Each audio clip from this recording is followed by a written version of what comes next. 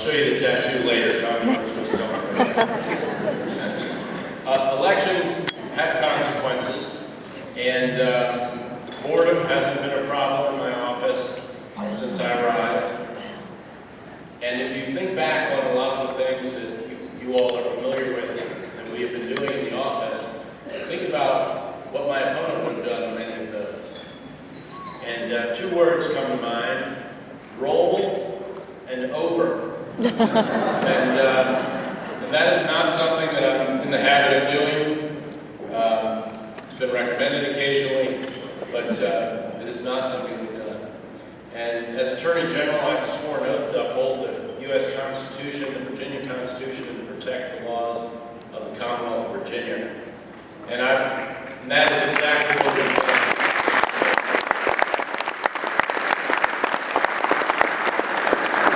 And as Tommy noted, I said in my campaign that I'm going to do exactly what we're doing in the office. And while we do draw a bit of criticism here and there, but just from people who own newspapers, so don't mind that. The one criticism we haven't gotten is they were playing hide the ball. He's doing something he didn't say he was going to do. In fact, it's quite the reverse. We said if the federal government steps over these lines of authority that the founding fathers established for it, that we would push back. And in fact, they've been doing that quite a bit lately, if you haven't noticed, and we have been fighting back. And we will continue to carry those fights through, and they're long ones, they're years long. And we will be there persevering to put the federal government back where it belongs, and that's inside the boundaries of the U.S. Constitution.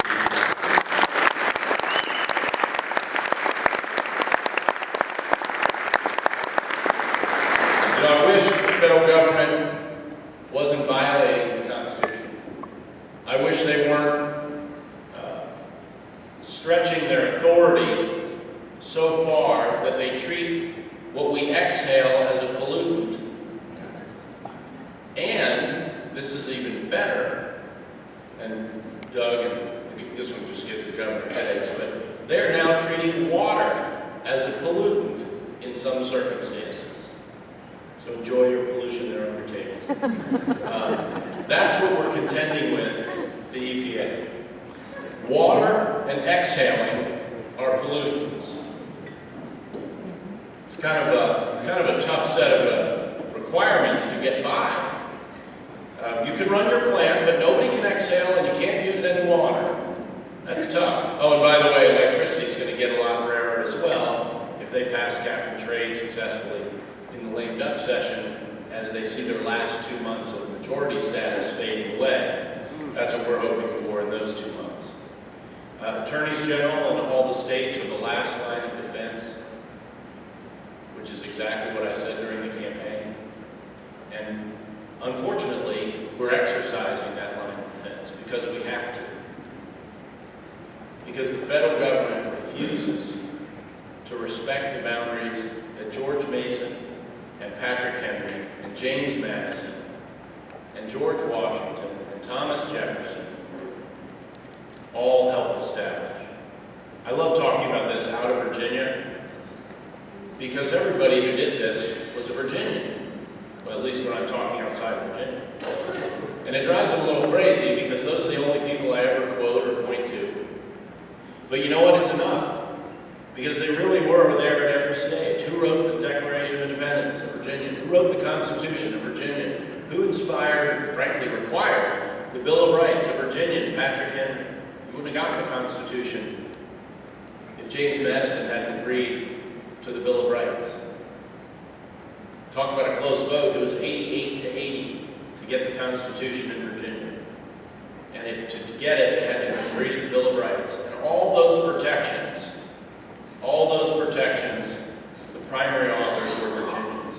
We have a history to remind us of our foundations all around us, right here. Nobody else is so blessed in America. It is right that Virginia is leading the way to return this country to first principles, because this is where they first showed up in America. And that's what we're doing.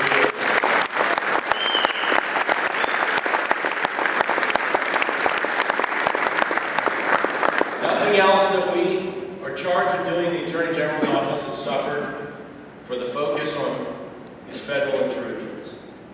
And it isn't as if these are fights we've gone and picked. We didn't decide to declare CO2 a pollutant. We didn't pass the health care bill that orders you to buy health insurance, Nancy-approved health insurance. But by golly, we did swear an oath to protect Virginia and Virginians against the kinds of usurpations of power that those regulations and that bill represent. And we will continue to do that as long as I'm in office in the Attorney General's office. And unfortunately, I think they're going to give us plenty more opportunities. Time will tell, but I don't see any signs they're learning any lessons about restraining government. And it is not just in Washington. We heard about Dick Saslaw, and I was a Fairfax senator before I was Attorney General, and Dick is, of course, a Fairfax senator. And one thing I appreciate about Dick Saslaw is he is blunt. And I appreciate blunt.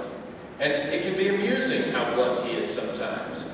I was reminded when Tommy was speaking of his quote, those of you who get my compass have seen this because it's frankly so funny, I go back to it with some frequency.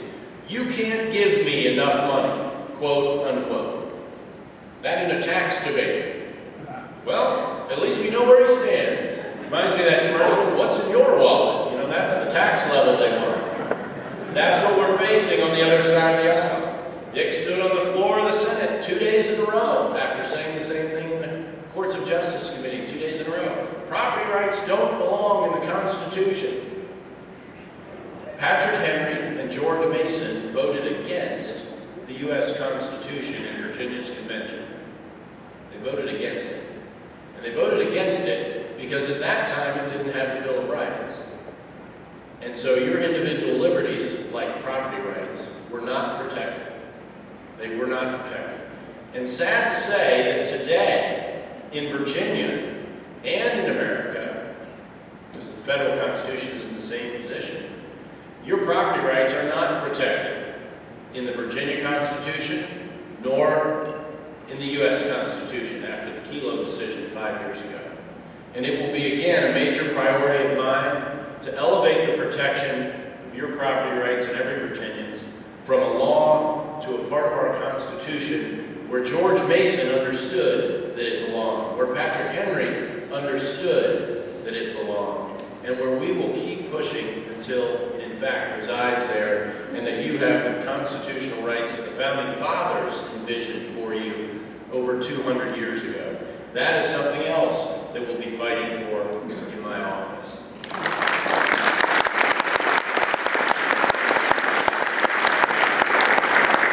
We wouldn't be able to do any of this without the help of so many of you last year. I kept up my tremendous running streak of being outspent in every election I've ever run, and not one of those goals we ever set out to achieve, but we've been outspent in 4 general elections, and we won 4 general elections because people like you all have knocked on doors, have talked to your neighbors, have invited us into your churches, have talked to your community groups, Rotary, Lions Clubs, your chambers of commerce, and you have told them about the vision that we have for Virginia. And without your effort, last year would not have been possible. 2009 would not have been a Republican sweep without an extremely invigorated Republican base. And you all have an awful lot to be proud of from 2009. I want to thank every one of you for all of your help and support of every kind, because we needed every bit of it. We needed every bit of it last year. If you continue that kind of effort for 53 more days and 22 hours and 46 minutes, then we're going to see that same kind of success in Virginia this year in our congressional races. We have some of our candidates here today. All we all we can control is the effort in Virginia. The rest of America, let the rest of America take care of the rest of America, because our responsibility is bringing Virginia back to these first principles. And this year, it's about bringing in congressional representatives who acknowledge and respect the boundaries of the Constitution and know that they are joining an out-of-control federal government that must be reined in. That's who we want your help to elect this year, and we have candidates that fit that bill across Virginia, and your help is going to help them get over the top. But make no mistake about it. Make no mistake about it, it's hard work. It's hard work. And being outspent with relative consistency, I can tell you that that kind of grassroots effort and support is absolutely invaluable. It cannot be beaten. No television ad that says anything about you or your congressional candidate, no matter how bad, negative, ugly, can have the impact of you talking to someone who saw that ad. You're a live human being, and a subconscious, not subliminal, subconscious message sent when you're at that door is, this is worth me spending my time and talking to you, sir or ma'am. It's never said, but it comes across in every contact that every one of you have. It also doesn't hurt to have enough money to run these races, so I am glad you all are here supporting the Republican Party. I would not have said this every year. I've been involved for about 20 years, and some years we do better than others as a party. In 2009, the Republican Party of Virginia did an outstanding job, and I look forward to them finishing out 2010 with equal force and effect, and your support here tonight is going to play a role in their ability to do that. So I want to thank every one of you for helping us achieve this office.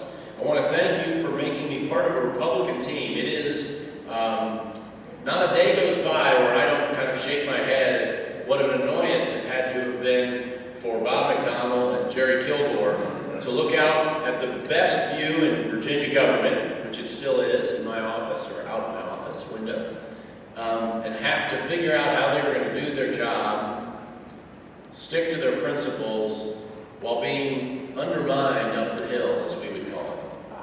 It's always struck me as interesting that the General Assembly and the governor put the lawyers at the bottom of the hill, because we all know what rolls down hills.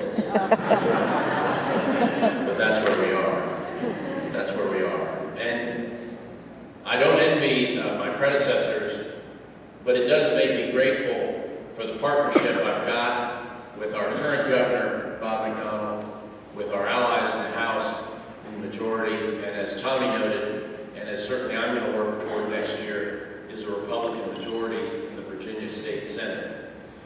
But that's next year. Not to say we should forget about it, but we have 53 days, 22 hours, and 40 minutes left this year to win for America right here in Virginia. Thank you all for being a part of it.